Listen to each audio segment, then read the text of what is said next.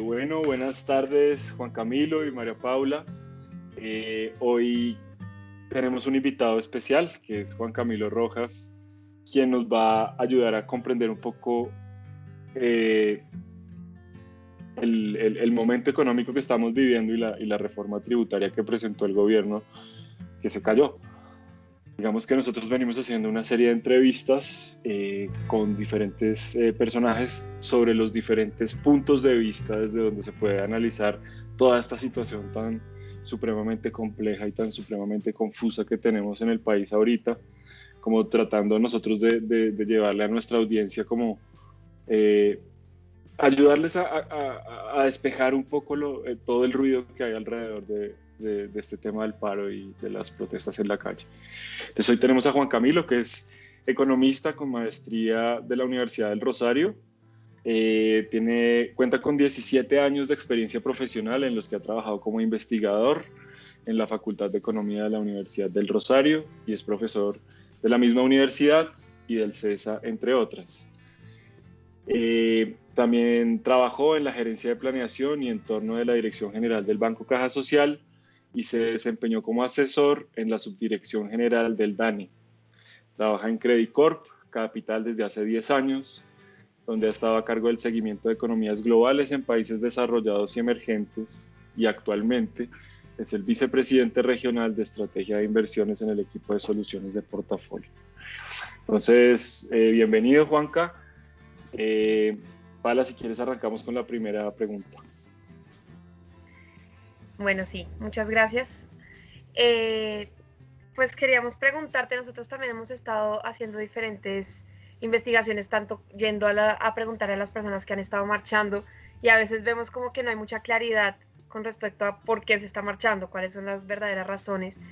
Y pues queríamos hoy, más que todo, que tú nos pudieras explicar de qué se trataba esa reforma tributaria, en qué consistía y bueno, digamos un poquito tu opinión con respecto a eso y con respecto a lo que las personas están pensando, que digamos que ven que les afecta mucho a las personas de bajos estratos, que tanto eso es real o a quienes les está afectando realmente. Vale, bueno, muchas gracias por la invitación y Sergio y María Paula. Y bueno, arrancar un poquito a entrar en materia.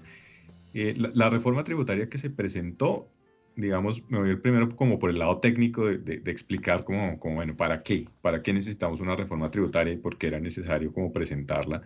Sobre todo bajo un escenario social que era difícil, o sea, pensar que veníamos o que venimos de una recesión económica y querer cobrarle más impuestos a las personas cuando justo sus ingresos están afectados, pues parece por lo menos inoportuno.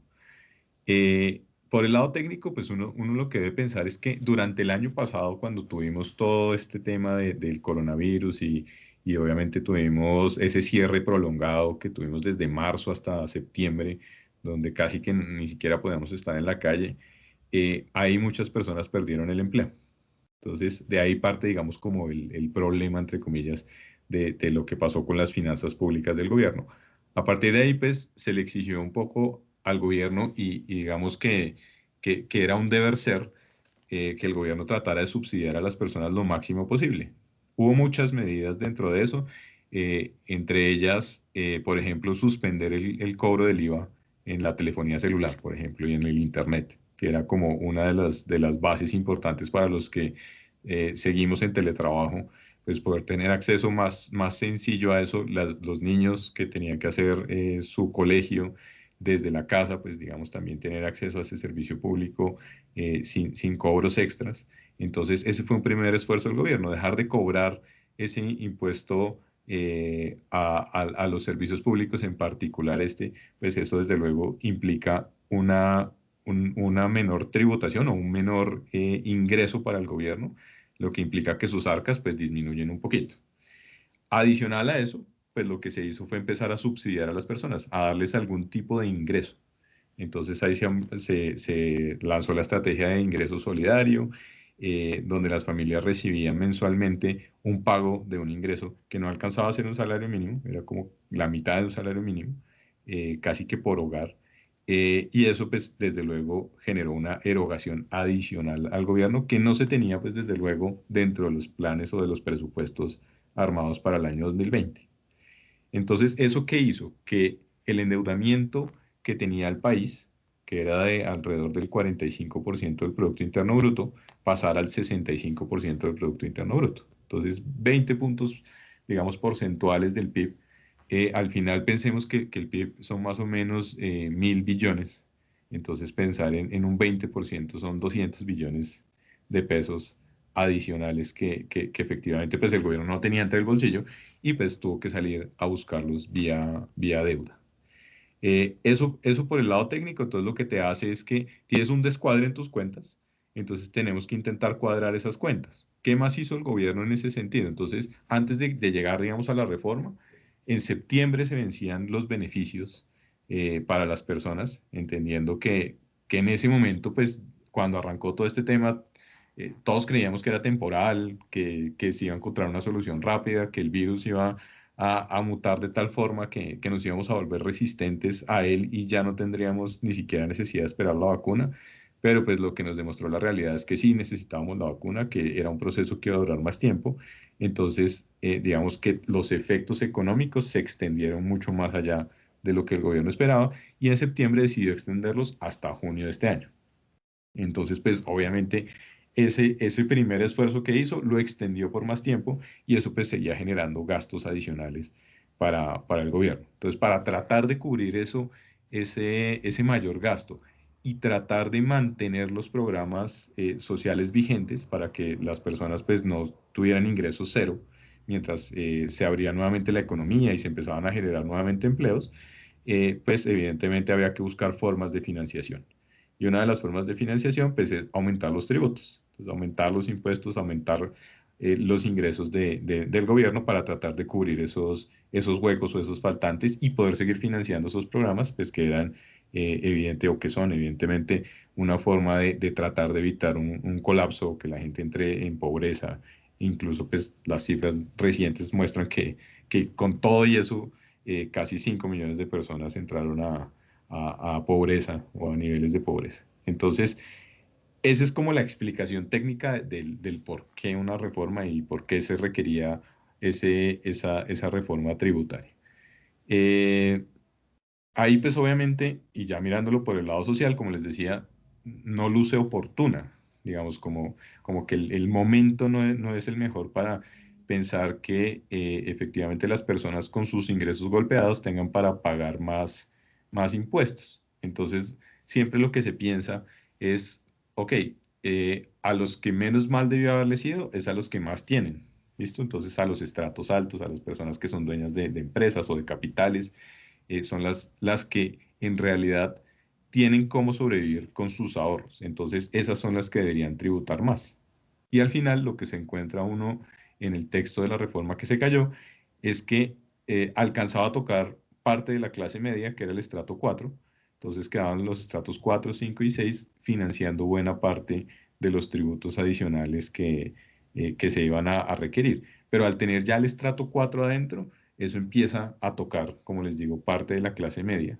Y además que aquí, pues clase media, de acuerdo con las cifras del DANE, son personas que ganan en promedio hasta 3,5 millones. O sea, es realmente, y uno entra al estrato 4 y se encuentra también una dispersión en esos ingresos. Como hay personas que ganan 2 millones, 1,5 millones de pesos, encuentras personas que ganan 5 o 6 millones. Y entre menos ingresos tengas, en realidad se te hace más difícil poder tributar. Entonces se hace mucho más complicado. Se te come más parte, digamos, como de tu ingreso disponible para bienes de primera necesidad, incluso como los alimentos.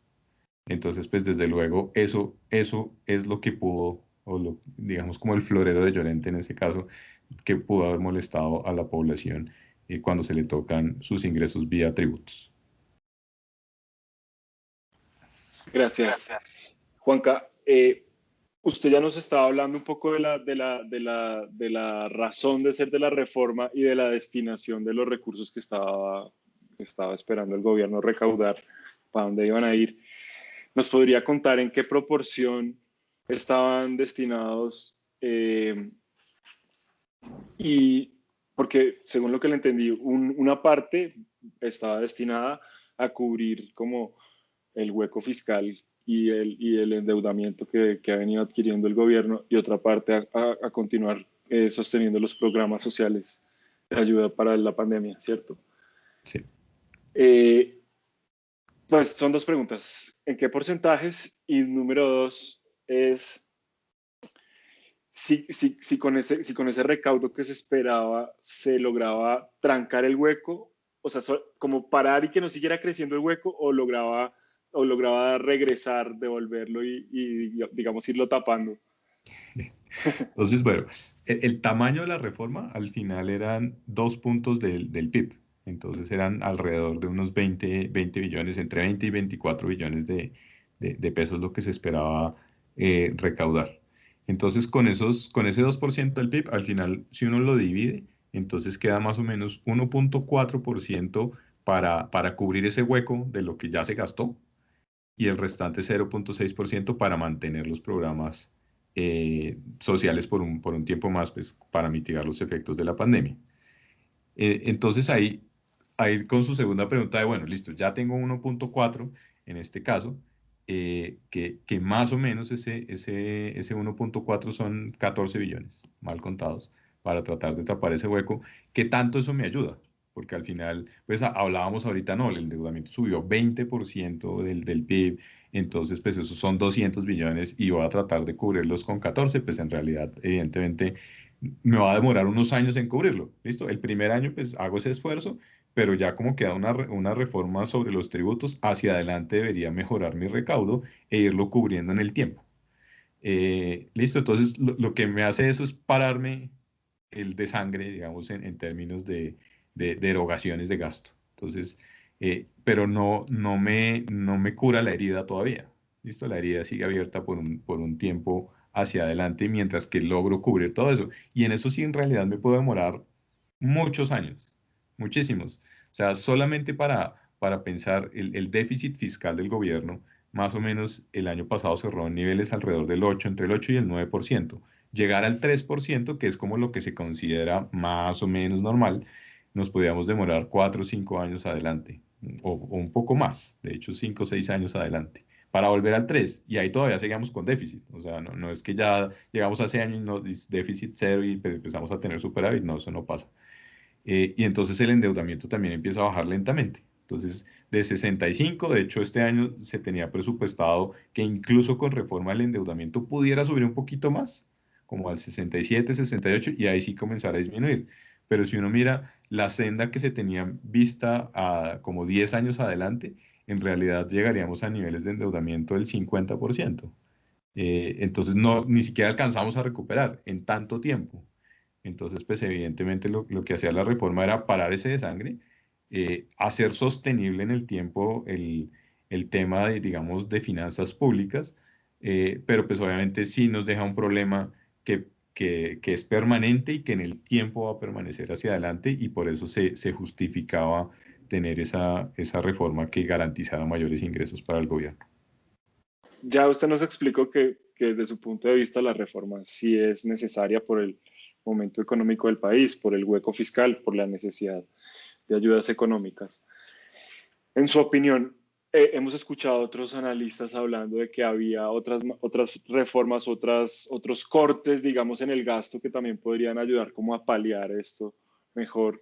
Eh, Había un gasto de inversión militar en unos aviones y otro tipo de cosas que tenían unos valores como cercanos a lo esperado a recaudar. ¿Cómo lo ve usted? En ese sentido, si era viable o si era bueno. Igual, ahí hay una queja importante, y es cuando uno habla, y digamos, no es una jerga ni es un lenguaje que domine cualquiera en el público, cuando uno dice reforma tributaria o reforma fiscal. Entonces, cuando uno habla de reforma tributaria, es solo mirar cómo recaudo más ingresos, que era lo que estaba planteando el gobierno. Cuando yo hablo de una reforma fiscal, es mirar cómo ajusto ingresos y gastos. ¿Listo? ¿Cómo hago sostenibles al final mis finanzas públicas? Por los dos lados, por las dos fuentes. Y ahí la crítica más grande que se está haciendo es eso, es cómo yo pido gobierno, yo gobierno pido que la gente contribuya más mientras yo hago gastos que tal vez en este momento no son tan prioritarios. Por ejemplo, pues la compra de aviones. Entonces, ¿es un gasto prioritario? No, tal vez en este momento no es tan necesario, pues no estamos en guerra con nadie. De hecho, hace mucho tiempo que no tenemos una guerra pues, con nadie en realidad. Entonces, pues que se necesite y que sea urgente, en realidad no. Si uno mira, hay otro tema que es bien, bien relevante y es el tema de las exenciones tributarias. Entonces, cuando uno hace una reforma, entonces queda siempre el pie de página de esto le aplica menos a, y pues eso es media página, ¿no? Entonces, media página dice a quién le aplica y la otra media a quién no. Y eso es gigante. Si uno quitara todas las exenciones tributarias, hay estudios sobre el tema, se podrían recaudar hasta 60 billones de pesos y con esto íbamos a recaudar 20. Entonces uno dice, bueno, entonces más bien, ¿por qué no solo quitamos las exenciones y ya? Y digamos, dejamos el tema así, no le cobro nada más a nadie, tengo 60 billones, alcanza para cubrir y me alcanza no solo para este año, sino seguramente para un par de años adelante y no tengo que cobrar más impuestos. Eso tiene un problema, porque parte de las exenciones tributarias es para hacer que nuestro país sea competitivo. Entonces yo le doy exenciones tributarias al capital extranjero que viene y hace inversión extranjera directa acá y genera empleo, por ejemplo. O le doy algunas exenciones tributarias a las empresas que generan más de cierto número de empleos, o los que formalizan trabajadores. Entonces trato como dar esas gabelas o esas exenciones tributarias para tratar de hacer que la población se beneficie. Esto obviamente el beneficio es compartido. Pues si yo no le doy un caramelo al que me va a hacer el favor, pues al final evidentemente él no me lo va a querer hacer. Pues no va a hacer, normalmente en el mundo de las empresas pues no funcionan los incentivos, digamos, o mejor dicho, funcionan más los incentivos que las buenas voluntades. Entonces es muy difícil como que de buena voluntad grandes empresarios digan, bueno, yo contrato, yo formalizo, yo subo el salario mínimo más de lo que debería subir. Digamos, eso es complicado porque obviamente todo se piensa en términos de beneficios, de utilidades. Entonces toca en medio de todo entrar a negociar y decirles, bueno, si usted invierte más, si amplía el tamaño de su empresa o su compañía y me puede contratar más gente, pues listo, yo le doy ciertas exenciones tributarias. Usted no paga el 100% de lo que tendría que tributar, sino paga el 70, el 80 o el 50% de lo que tiene que tributar. Entonces, hay unas que se pueden quitar, hay unas que sí no tienen mucho sentido, o sea, hay unas que sí, si uno entra a revisar como la lista de todas las exenciones tributarias que hay unas que como dicen en el Congreso, pues sí son micos, o sea, se colaron ahí y pues ya quedaron ahí, y esas sí se pueden quitar, pero digamos de las que sí se pueden quitar, incluso con eso, diciendo, bueno, listo, vamos a respetar todo el tema de que me contribuya al aparato productivo y solamente voy a quitar las que en realidad no son necesarias, ahí se pudieran encontrar unos 15 billones, 20 billones que son recaudados. Entonces, no necesitaba la reforma, básicamente. Lo que pasa es que eso tiene costos políticos, ¿no? Ya sabemos que eso también al final, por detrás, pues no solamente se trata de los incentivos a las empresas, sino también, y es increíble porque eso sí no lo entiendo, es como los incentivos para que la gente haga lo que tiene que hacer, ¿no? Pues yo hago lo que tengo que hacer porque estoy convencido de que soy buena persona y de que debo hacerlo, pero a veces hay que darles incentivos para que sean buena gente. Entonces, pues, eso no tiene ya mucho sentido. Sí, sí, esa respuesta que usted nos da sobre eso de las exenciones de impuestos que había, yo algo de eso escuché en la calle, ¿sí? Eh, Mucha gente lo refería a una reforma tributaria que hubo más o menos en el año 2019, si Sí. no estoy mal, en el que hablaban de que ahí en esa reforma se hicieron una serie de exenciones muy fuertes que, sí, que solamente con quitar eso ya se tapaban los huecos. Eso es cierto. Lo que pasa es que yo no sé mucho de economía, entonces me toca así como... No, igual, claro, y en parte sí, o sea, digamos que no totalmente.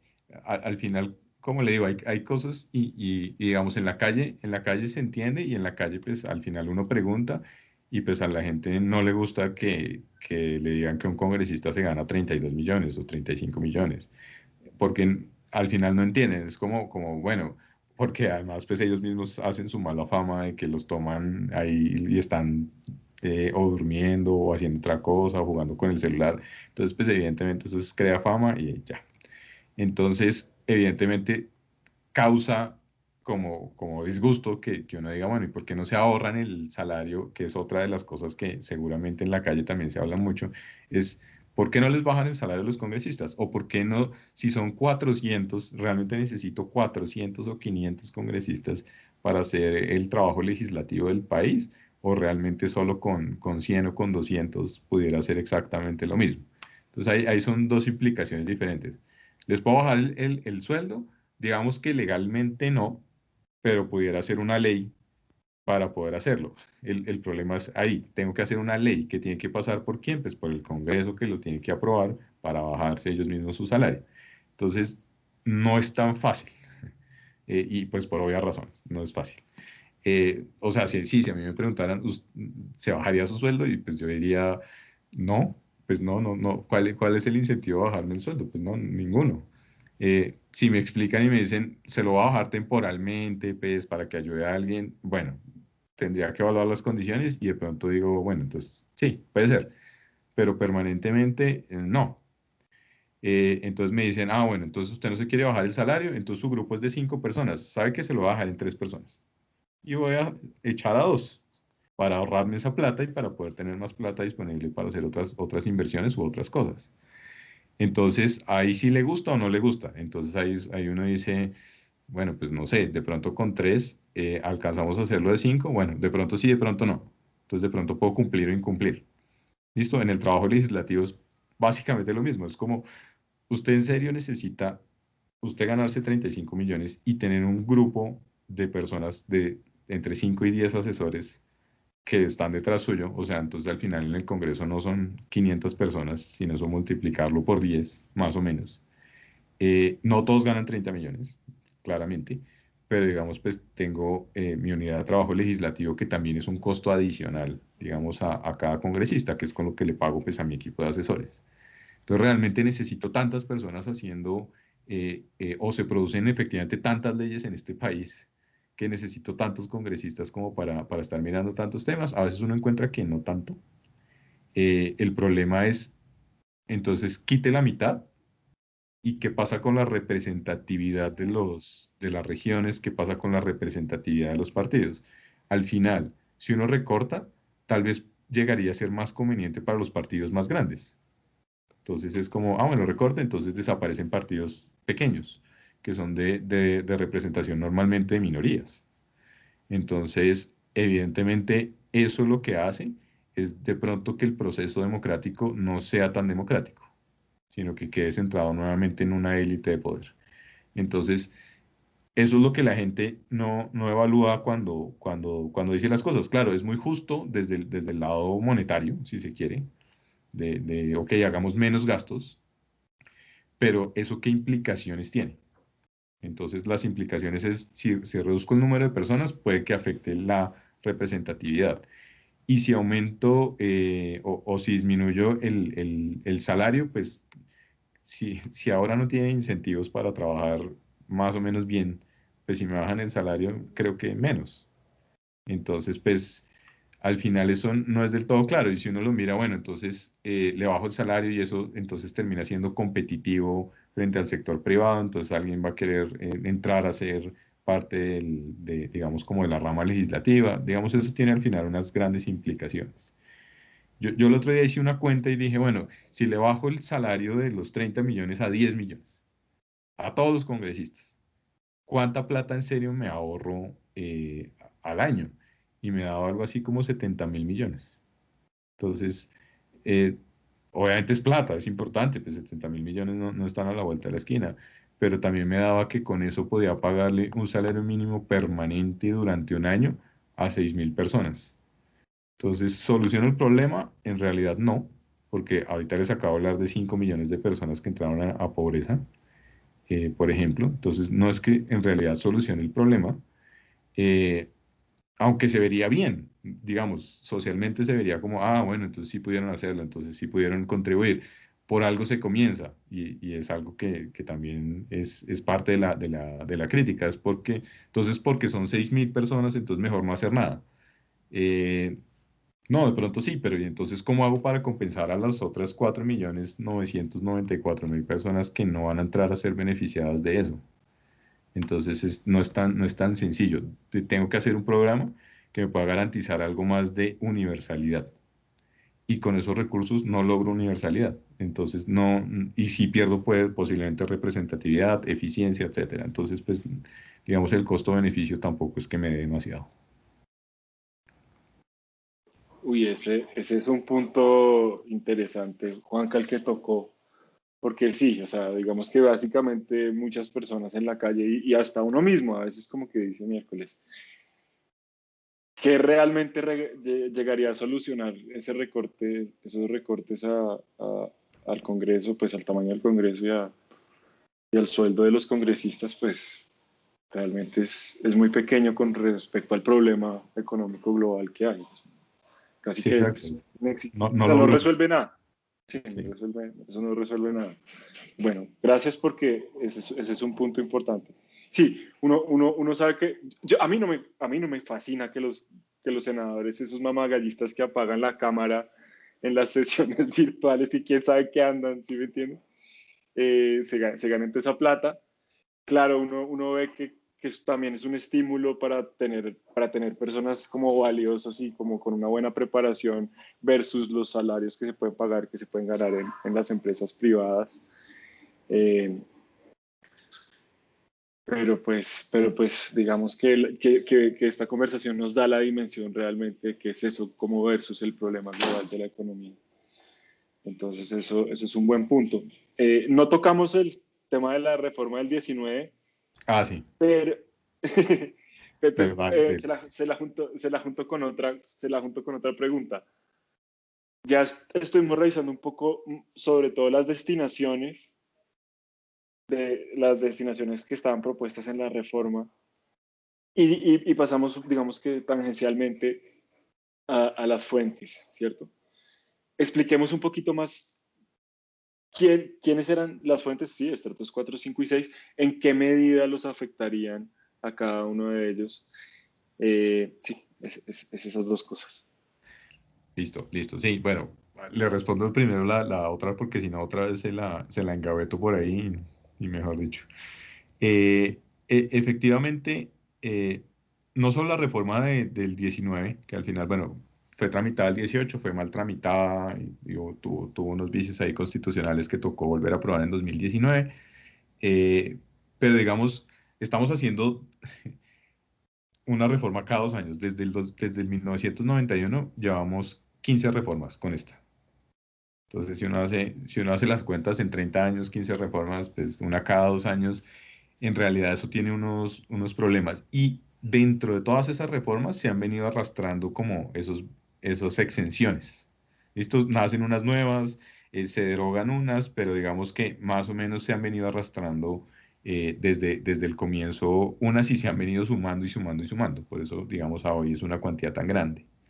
Entonces, no es, digamos, solo la culpa de la reforma del 19, sino que venimos arrastrando como ese, no sé si llamarlo problema, porque hay, como ya lo vimos, hay unas cosas que tienen sentido, pero pues venimos arrastrando como ese pasivo para el gobierno, que nunca va a poder cobrar al final.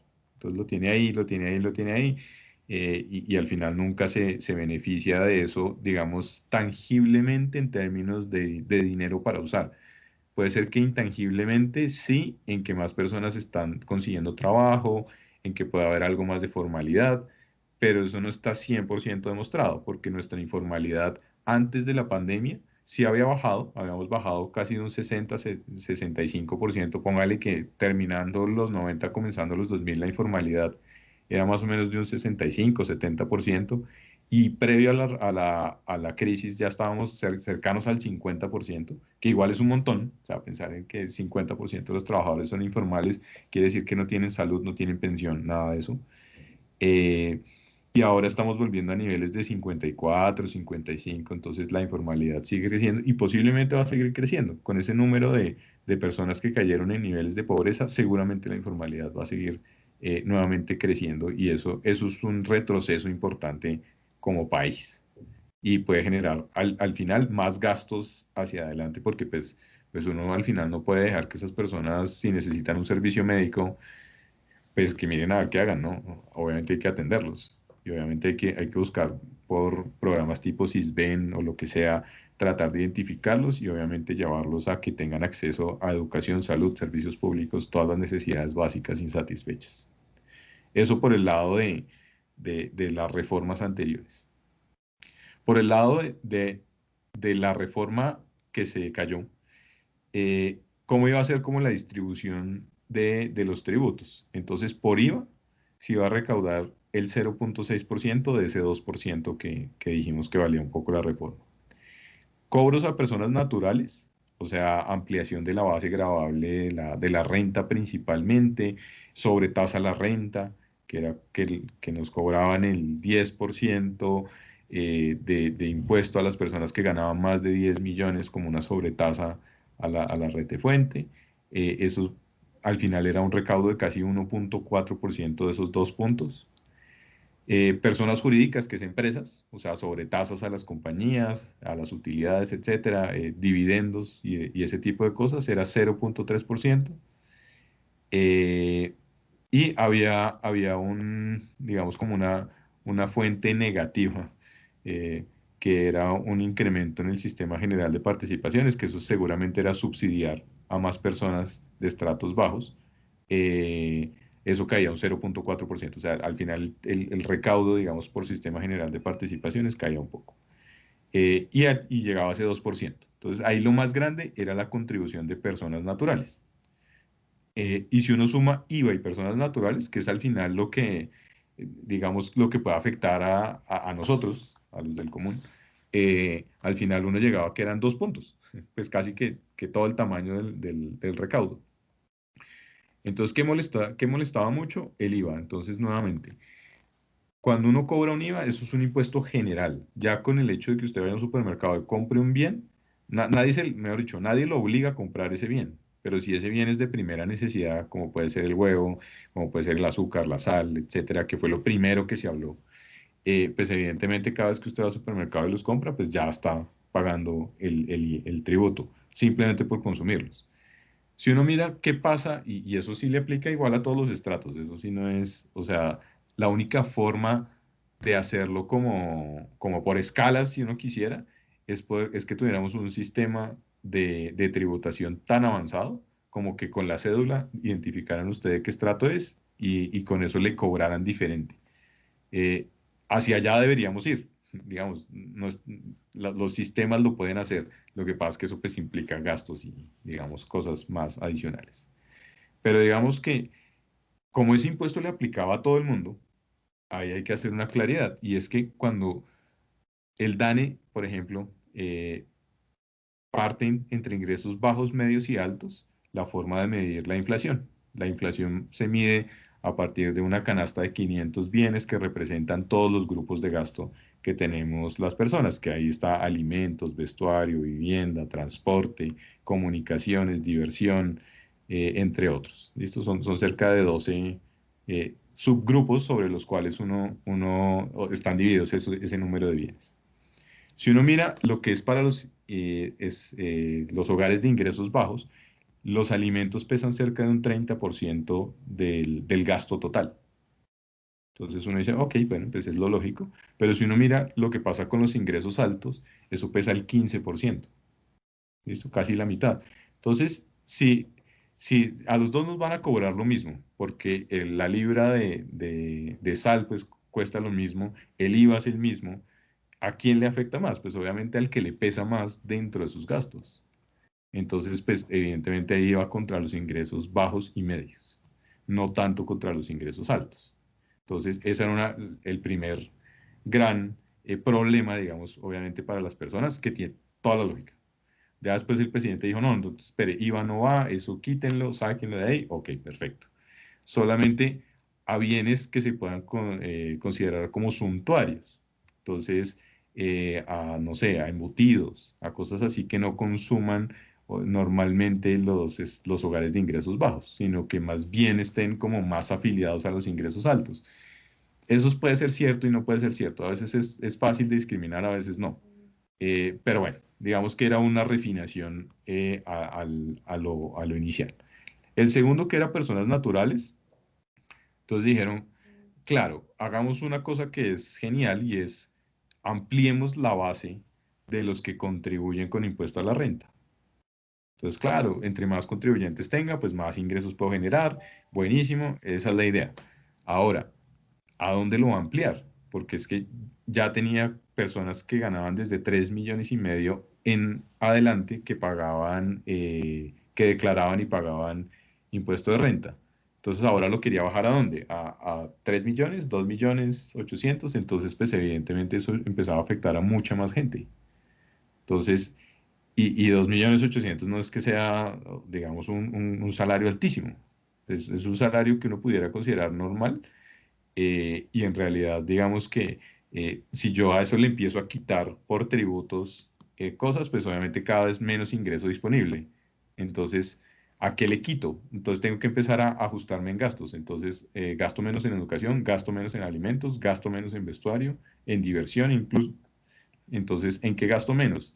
Cualquiera de esas cosas en las que deje de gastar es calidad de vida. Entonces, así sea eh, diversión, así sea ir a un restaurante un fin de semana, eso afecta el bienestar.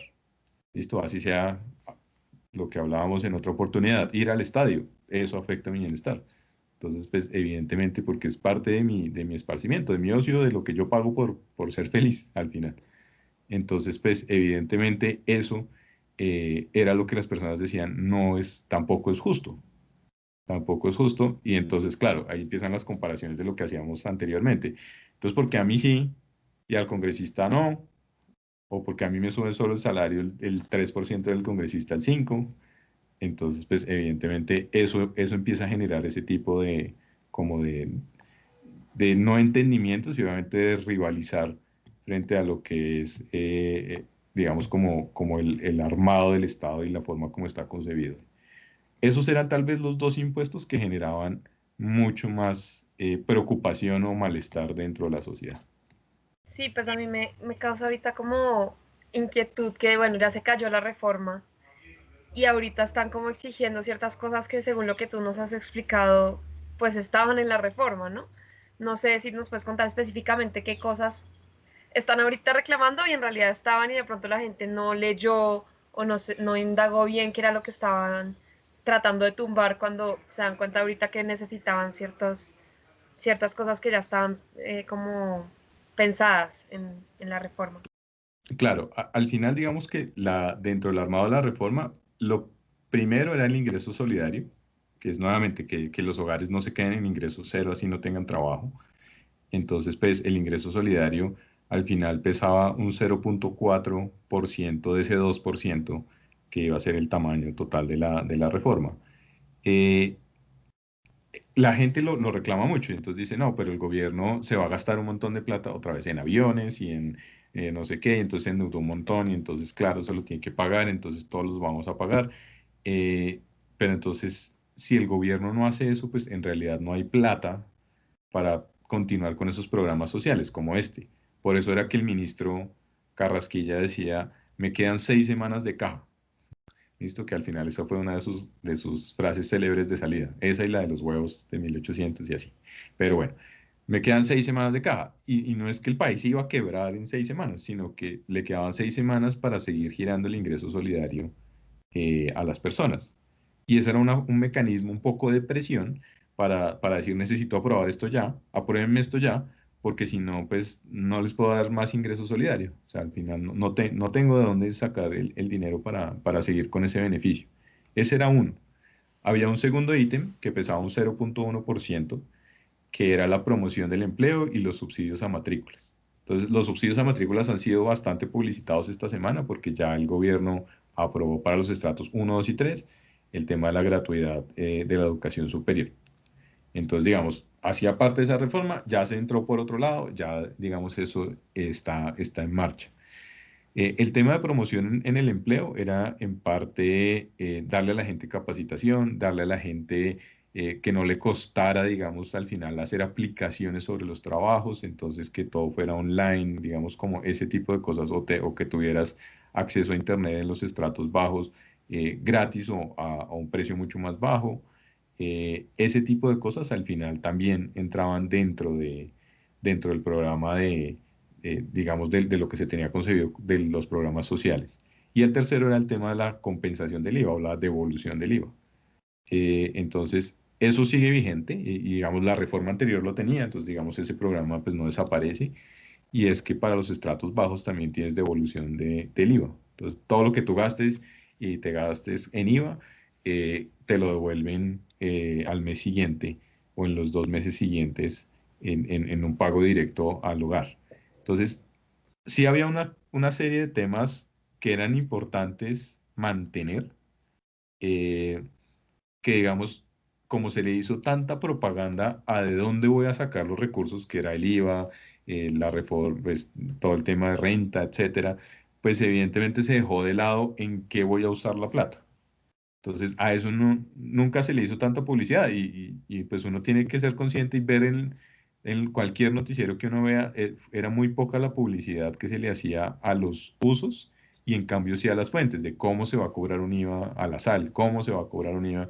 Entonces, claro, es injusto y es válida, digamos, las apreciaciones, pero también en aras del equilibrio, habría que también que decir en qué se va a usar la plata. ¿Listo? Entonces, mire, es que parte de esto va para ingreso solidario, parte de esto va para temas de educación, para temas de salud, para temas de compensación de IVA. Entonces, a eso no se le hizo tanto ruido y evidentemente eso sí complica o hace menos fácil de entender para la gente el hecho de que se necesite una reforma tributaria. Entonces, eso tal vez, y si tal vez uno lo pregunta en la calle, seguramente no se va a encontrar con alguien que le hable de, bueno, sí, me estaban cobrando este IVA, me parecía injusto, pero bueno, algo compensaba con el tema de ingreso solidario. O me iban a incluir en el tema de renta, pero es que por el otro lado me iban a dar acceso a educación superior. Como te digo, obviamente en las marchas está muy concentrado en que no me gustan las fuentes, o sea, no me gusta que me quiten plata, pues sí, y eso creo que es lógico y natural para las personas, pero no hay una real concentración en saber y entender para qué sí va a usar esa plata. O sea, perdón un segundo, para dejarlo claro así como para los que no sabemos tanto. O sea, la reforma en realidad iba a afectar más a los estratos altos, iba a afectar negativamente, digamos, en el ingreso y en el bolsillo de los estratos 4, 5 y 6, e iba a beneficiar a los estratos 1, 2 y 3. Eso es lo que usted nos está explicando. Sí, sí, sí, sí, sí, sí. O sea, no era tan perjudicial para los estratos más bajos, sino realmente Exacto. era beneficioso. Como borrando un poquito ese tema del IVA, que ya era el que el Sí. presidente había dicho, no, bueno, entonces eso no se cobra así.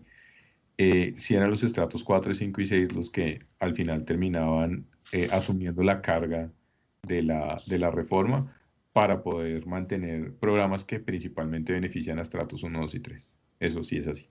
Por dicho, ¿en dónde nos deja esta situación ahora que la reforma se cayó? ¿Y cómo debería ser nuestra participación como ciudadanos en esto?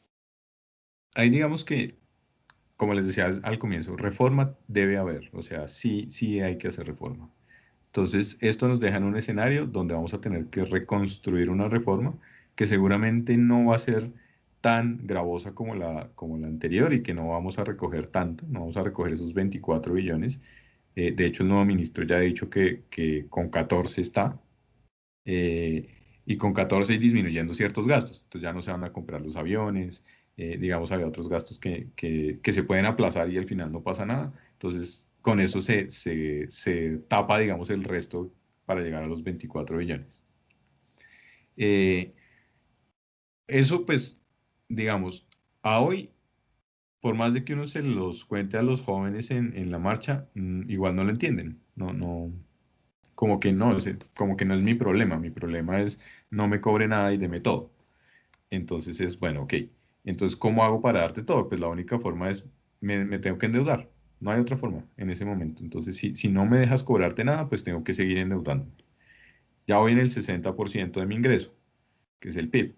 Entonces, ¿a cuánto lo puedo llevar? En realidad, si uno mira en el mundo, pues lo puedo llevar casi que acá donde quiera, porque Japón tiene el 200% del PIB de deuda. Pues igual, o sea, sí, sí lo puedo hacer, sí, sí lo puedo hacer. Entonces, ¿sí puedo ir más allá del 100%? Sí, pero ¿qué tanto tengo la capacidad de responder por esa deuda hacia adelante? Entonces ahí es donde empieza a dudar el resto del mundo de Colombia. Entonces, Colombia como deudor. Entonces dicen, ok, si usted se endeuda más allá de ese 60%, va a ser muy difícil que usted me pueda pagar hacia adelante. Cada vez más difícil, más difícil, más difícil, porque va a tener cada vez más recursos comprometidos en solo pago de deuda. Entonces su economía no va a crecer, no va a haber cómo promover la economía, porque todo se va a dedicar es a pagar deuda, no va a promover su propia economía. Entonces va a ser muy difícil.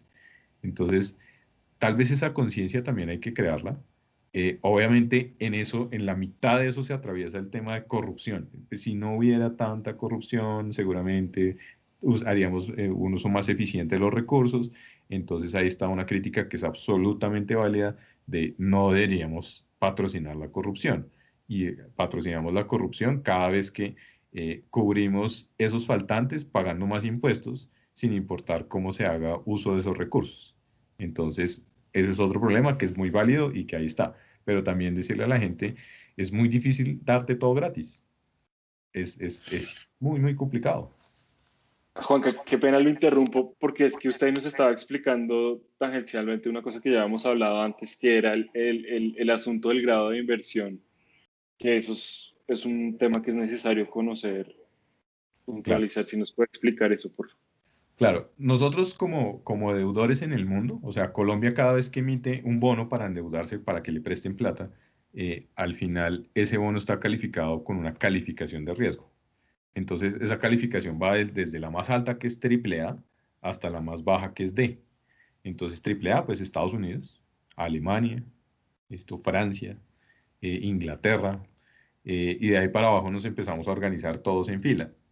De los más altos de América Latina, Chile, que está entre A- y triple B más, digamos, es de los altos de América Latina, y Colombia está como en la mitad de la tabla, porque Colombia es triple B menos. Entonces, ¿qué pasa con, obviamente, si uno lo deja hasta ahí, quedamos todos perdidos porque, bueno, no, pues sí, tenemos una etiqueta y ya. Pero entonces, ¿qué pasa si qué diferencia hay en que seamos triple B menos o que seamos doble B más? ¿Listo? Ahí hay una barrera, ahí es como pasar del cielo al infierno, más o menos. Hay una barrera muy, muy importante, porque de triple B menos hacia arriba, o sea, de triple B menos hacia triple A, es lo que se considera calificación grado de inversión. ¿Listo? Entonces son los deudores que se consideran mejores. ¿Listo? Y ahí están dentro de los mejores quién es el mejor de los mejores y quién es el más malo de los mejores, pero todos mejores. Por debajo de esas calificaciones se empiezan a considerarse los riesgosos. Entonces, Colombia quedaría obviamente en el grupo del mejor de los riesgosos, pero riesgoso. Entonces ya no es lo mismo, ya no es la misma confianza que se tenía antes. Entonces ahí bajar solamente esa calificación, que por qué podríamos perderla, podríamos perderla porque no mostremos sostenibilidad de finanzas públicas a mediano plazo. Precisamente lo que estaba buscando la reforma. Tratar de que ese déficit se fuera cerrando en el tiempo, listo, no de un año para otro, pero hacia adelante que cada vez viéramos progresos en que las finanzas mejoran. Eh, Eso es lo que no se va a lograr ahora tan fácil. Entonces, evidentemente, lo que hace el mundo con Colombia es decirle, bueno, yo sí le puedo prestar, pero si antes le cobraba una tasa de interés del 5%, ahora págueme un 7%. Entonces, cualquiera que va por la calle, uno le dice eso y dice, ay, pero 2%, y es si este país tiene mucha plata. Entonces, es como, ¿qué pasa si yo de su ingreso le quito el 2% más? Entonces, supongo que usted se gana un ingreso de 1.000 pesos, me dice que se quiere endeudar como Colombia en 600 pesos, y de esos 600 pesos yo le voy a cobrar mensualmente un interés, o anualmente en este caso, un interés del 7% y no del 5%. O sea, quiere decir que yo al año ya no estoy pagando, si son 600 pesos, ya no estoy pagando 30 pesos de intereses, sino 42 pesos de intereses. ¿Listo? Entonces, y si yo al año me gano, no sé, 100 pesos, pues evidentemente me están quitando casi 6 o 7 pesos más. Entonces, sí es plata, o sea, que pudiera destinar a qué, pues a comer, a viajar, a vestirme mejor, a comprar casa, a lo que usted quiera. pero me los están quitando. Entonces, pues evidentemente, si yo lo pensara en términos de que cada año quería ahorrarme, no sé, esos 7 pesos o esos 6 pesos de más para poder comprar una casa hacia futuro, ya no lo va a poder hacer. Lo que quiere decir que mi industria o mi empresa familiar no va a crecer. Nunca más. Entonces, pues, eso tiene esas implicaciones. Y parece 2%, parece como, ay, no, pero 2%, pues no, pero 2% en un bono a 30 años, pues, o sea, eso es mucha plata, muchísima plata. Entonces, pues, evidentemente, eso tiene esas consecuencias, que tampoco en la calle son fáciles de ver. Y lo mismo, y así se los contara en la calle y saliéramos y vamos a hacer campaña para contarle a la gente bien y que nos entiendan un poco mejor el tema, seguro que me van a decir, ay, pero 2%. Si me dijera que es 20, que es 50, pero 2, entonces ahí es cuando uno tiene que sentarse y decirle, venga, hagamos una clase de matemáticas financieras y vamos a ver cuánto es ese 2% a 30 años. Y ahí usted me dice si tengo la razón o no, o si le preocupa o no. Entonces, pues evidentemente ahí el problema es que no hay mucha gente dispuesta a sentarse y discutir los argumentos. Sino, no me cuente nada. El gobierno se está gastando mucho en corrupción, se están robando la plata, entonces pues no me diga, no me hable de eso, de ese 2% ni de nada, que eso no me importa, más o menos. Entonces no, venga, entendamos los argumentos y entendamos que no todo es a favor del gobierno, seguro que no. No todo es a favor de nosotros, seguro que no, sino todo es a favor del país, seguro que sí. Y es de todos, no es del gobierno, no es de las personas, es de todos. Con respecto a ese ranking, también afecta, digamos, el hecho de que extranjeros quieran invertir en Colombia. Claro. El hecho de ver que ya, o sea, ya no solamente que uno pueda pedir prestado al exterior, sino que también va a ser como malo para tener futuras inversiones. Claro, porque les da miedo. Entonces lo que dicen es, imagínate que Colombia, entonces tú dices, listo, yo no le voy a comprar deuda a Colombia, pero voy a ir a invertir en Colombia, voy a poner mi empresa en Colombia, porque veo que Colombia tiene un país que me va a comprar y que le puedo vender bienes que son interesantes para los colombianos. Entonces voy y me ubico en Colombia. ¿Qué pasa el día que Colombia no pueda pagar su deuda? Entonces el día que el gobierno de Colombia diga, vea, me quebré, definitivamente me quebré, no puedo pagar más y tengo que honrar mis deudas. Entonces, ¿qué empiezo a hacer? Primero, a vender bienes del Estado. Entonces, vendo Ecopetrol, vendo ISA, vendo Isagen, vendo las empresas del Estado que me puedan generar algunos ingresos. Lo segundo es, no me alcanzó con eso. Entonces, tengo que cobrarle más impuestos a las empresas, independientemente de donde sean. ¿Listo? Nacionales o extranjeras. Y entonces, no me alcanzó. Y tercero ya es volverme chavista, expropie todo lo que pueda y y empiece a venderlo para poder pagar. Entonces, eso empieza a generar ese nivel de desconfianza. Obviamente, no llegando hasta el expropiese, pero sí llegando hasta que vas a tener unos impuestos tan altos que tu negocio no es viable. Entonces, no vale la pena traer el capital acá. Y entonces no vale la pena traer el capital, entonces no hay empleo, no hay todo lo que trae eso detrás. Bueno, Juanca, y entonces una última pregunta. ¿Cuánto vale una caja de huevos, de 12 huevos? De los del ministro, pues que los del ministro deben ser esos sí son D, ni triple B, porque unos huevos triple A, no cuesta eso. Bueno, muchas gracias, Juanca, por esta explicación. Creo que nos ayuda como a clarificar muchos puntos y muchas de las cosas, como ver hasta qué punto lo que se está pidiendo está ajustado, digamos, a la realidad, que tanto estamos desfasados. Muchas gracias y bueno, pues lo llamaremos en otras oportunidades para que nos explique estas cosas. Con mucho gusto y gracias a ustedes pues por la invitación, por las preguntas, por la charla que estuvo bien interesante. Si te gustó el video dale like, compártelo, suscríbete al canal y no se te olvide tocar la campanita para no perderte ninguno de los próximos videos.